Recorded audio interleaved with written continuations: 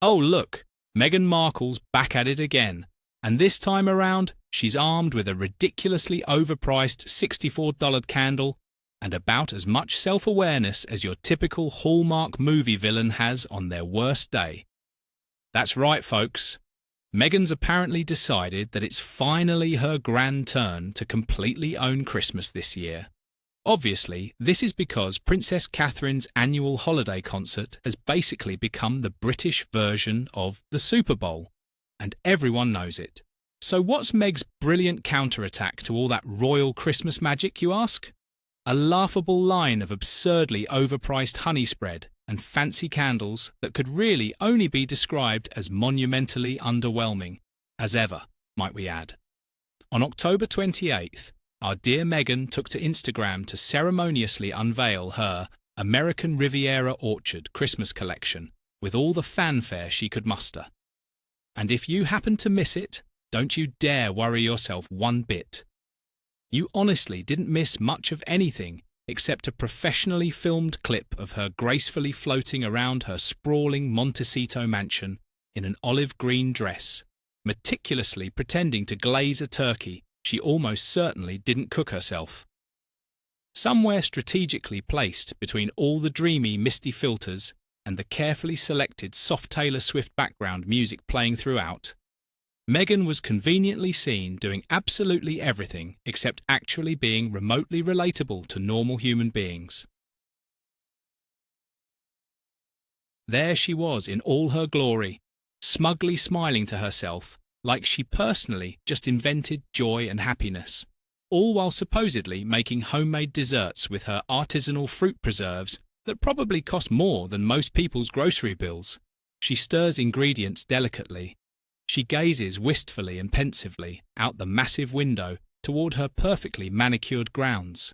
She slowly lights a designer candle as if to condescendingly say, "Yes, you peasants out there, I too celebrate Christmas just like you common folk do." Oh, and here comes the pièce de résistance of this whole charade. The infamous $64 signature candle designated as number 519, supposedly inspired by her royal wedding to Prince Harry, of all things. You know, that exact same royal wedding she's conveniently spent the last 6 exhausting years publicly resenting, complaining about, and dragging through the mud at every opportunity. The promotional material claims this candle allegedly evokes the pristine freshness of a beautiful day in the English countryside, which is pretty spectacularly ironic given exactly how much time and energy she's invested in constantly dragging that same beloved countryside as irredeemably racist, backwards, and systematically oppressive to her specifically. If irony itself had an actual scent that you could bottle up and sell, it would absolutely be this particular candle, without question. The second candle in her collection, pretentiously numbered 084, is supposedly based on her own birthday, because obviously Meghan genuinely believes she's the main character of Christmas itself, and everyone else is just background extras. Scented with exotic water lotus, expensive sandalwood, and California poppy, because of course it is. It's supposedly designed to smell exactly like a warm hug from someone who cares. For a whopping $64, it better actually come packaged with complimentary therapy sessions, emotional closure, and a heartfelt apology to the entire British public for all the drama. So, here's the thing we need to discuss. Princess Catherine is rightfully now known as the undisputed face of royal Christmas celebrations everywhere. Her beloved annual carol concert is absolutely pure elegance personified. Warm atmospheric lighting, angelic choirs singing beautifully, heartfelt tributes to deserving people. It's genuinely about family values, faith traditions, and community spirit coming together. Every single year, she somehow gracefully manages to make Christmas look completely effortlessly magical without breaking a sweat. Meanwhile, Meghan's contrived version of Christmas looks embarrassingly like a cheap Goop knockoff filmed entirely through a Vaseline-covered lens by an amateur. It's transparently all self-promotion and soft-focus nonsense from beginning to end. Catherine graciously hosts a meaningful service in historic Westminster Abbey, surrounded by talented choirs and deserving charities, making real differences. Meghan shamelessly hawks overpriced mulling spices from her Montecito mansion to anyone gullible enough to buy them. Catherine authentically celebrates togetherness and community values that actually matter. Meghan cynically sells $89 bottles of sparkling wine and manipulatively calls it vintage Napa Valley Brut, like we're supposed to be impressed. Oh, and let's definitely talk about that ridiculously overpriced wine for a moment. For nearly $100 per bottle, you can supposedly own a 2021 vintage, which is leftover stock, of course, because who would actually pay that much? That's not even real champagne, people. Nope, not even close. It's just basic sparkling wine packaged in a pretentious calligraphy-labelled bottle designed to fool unsuspecting buyers. Meghan apparently genuinely thinks she can somehow outdo legendary brands like Veuve Clicquot, Moet, and Dom Perignon with something that probably tastes exactly like Trader Joe's clearance section leftovers at best. The promotional video itself honestly deserves its own critical documentary analysing the absurdity.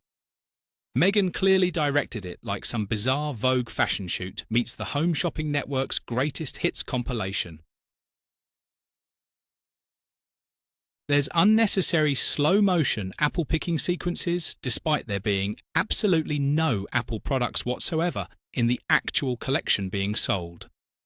Awkward turkey basting scenes, and the kind of unconvincing acting that genuinely makes you miss even the cheesiest Hallmark movies you've ever suffered through.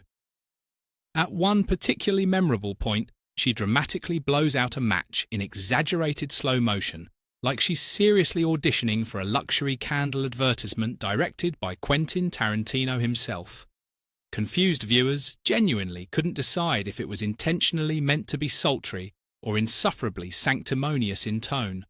Either way, it's absolutely pure comedy gold for all the wrong reasons. You half expect a breathy voiceover to whisper seductively, "She's just like us ordinary people." Sure, if we were all fabulously rich, completely out of touch with reality, and obsessively fixated on constantly branding ourselves as relatable when we're anything but. The best part of this circus? The caption that accompanied it.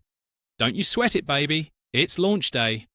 Taylor Swift's newest tune conveniently plays in the background, while her two pampered dogs nap comfortably beside her in the frame. You honestly can't make this stuff up if you tried. Somewhere across the ocean, Catherine's probably lighting real candles at a real Christmas concert with real meaning, while Meghan's lighting fake ones in her fake kitchen for her fake promotional content. There's an unmistakable air of self-importance radiating from every single frame of this production. A performance so meticulously polished, it actually circles back around to being painfully awkward to watch. Let's thoroughly review the American Riviera Orchard Holiday Collection, if you can even legitimately call it that with a straight face. Every single product sounds like it was dreamed up in a corporate marketing meeting where the only established rule was make it sound emotional and expensive above all else. Signature candle number 519, coming in at $64 per candle. Supposedly smells like Moroccan mint, cardamom, and tea leaves blended together. Translation: the English countryside she publicly hates and complains about constantly. Signature candle number 084, also $64 because why not? Water lotus and California poppy combined. Basically, it smells like, "Look at me, everyone. I live in California now, isn't that special?" Vintage Napa Valley Brut 2021, priced at $89 per bottle. Sparkling wine that's so ridiculously expensive, you'll probably need to sell your Christmas tree just to afford the shipping costs. Signature fruit spread gift set, $42 for 3 tiny jars. 3 jars of spread, orange marmalade, raspberry and strawberry, in an American Riviera orchard box because apparently nothing says Christmas spirit like overpriced toast toppings nobody asked for. Sage honey with honeycomb, $32 for a small jar, holds a special place in Meghan's heart, allegedly. Sure it does, we're certain. Right next to the fond memory of her private jets and luxury vacations. Mulling spice kits, $16 each set. She says they're best enjoyed with company, which is hilariously ironic for someone who has ghosted half of her own family without remorse. And let's definitely not forget the packaging because it's an event all on its own that deserves scrutiny. Oversized boxes that look like they should reasonably contain expensive perfume or a designer watch, yet inside there's just a tiny jar of jam barely filling the empty space inside.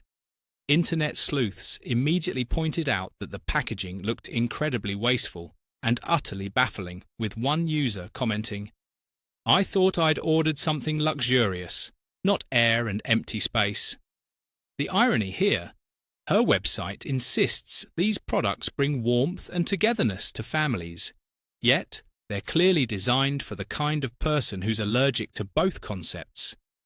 You know what's wild? This is the same woman who used to preach endlessly about freeing women from archaic domestic roles and expectations. And now she's out here selling jam and honey like the Martha Stewart of Montecito trying to make it happen. It's giving Stepford wife cosplay energy. And not even good Stepford wife vibes, like the AI version that glitches halfway through the dinner party. And remember when she said she was driven to suicidal thoughts by the British royal family? Now she's literally profiting off her royal wedding date, as in the wedding she claimed she hated. You can't make this stuff up. She could have chosen any date for her candle, maybe the day she left the monarchy, or maybe her Freedom Day when she landed that lucrative Netflix deal. But no, she picked the one day she's publicly trashed for years. Oh, and remember her claim that she and Harry actually got married 3 days earlier? Which wedding date is she celebrating then? The official one or the imaginary one in her backyard? The contradictions are so thick you could spread them on toast, preferably with her $40 spread. It's this bizarre mix of self-mythology and self-contradiction that makes Meghan such a walking headline. She builds a brand out of authenticity, yet every move screams artifice.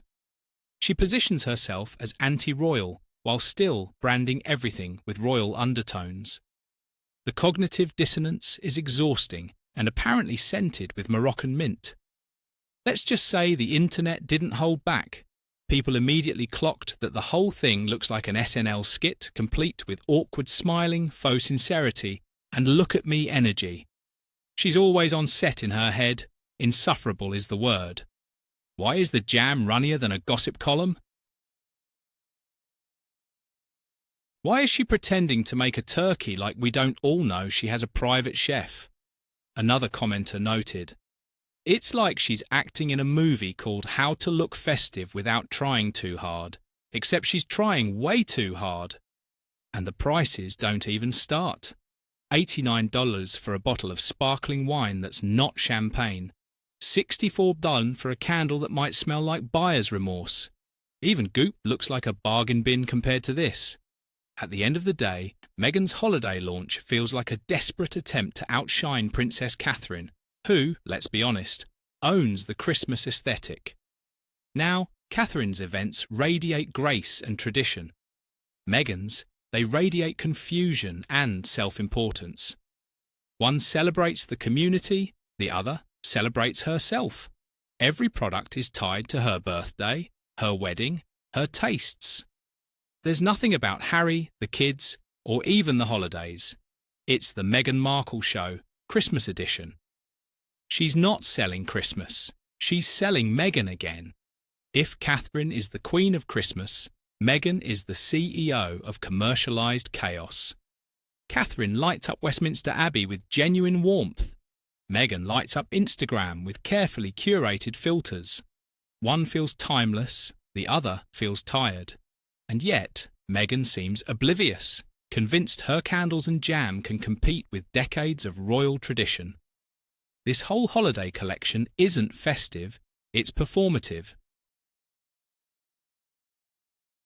It's like she saw Catherine's Christmas success and said, "I can do that," without realizing that authenticity isn't something you can slap a $64 price tag on. You can't package soul, sincerity, or the spirit of Christmas into a branded box. Though she certainly tried. People don't want to buy into Meghan's version of warmth because it's not real. It's not grounded in community, kindness, or even good taste. It's just another episode of Meghan Markle's never-ending rebrand, where every scene feels scripted, every emotion feels staged, and every product screams, "Please like me." She wanted to own Christmas, but instead she gave us a masterclass in missing the point, because no matter how many candles she sells, how many jams she jars, or how many times she pretends to stir a turkey glaze, she'll never have what Catherine has: genuine grace, class, and connection.